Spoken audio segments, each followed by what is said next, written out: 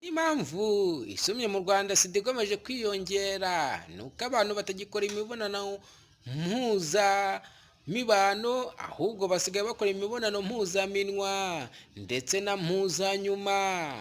Nyamara muri ibyo byose bakora nta gakingirizo baba bakoresheje kuri mpuzaminwa ndetse na mpuzanyuma, bigatuma sida ikomeza kwiyongera.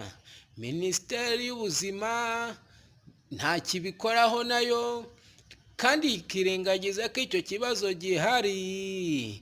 Njyaminwa na njyanyuma ntibagikora imibonano mpuzaminwa cyangwa se ngo bakore imibonano karemano,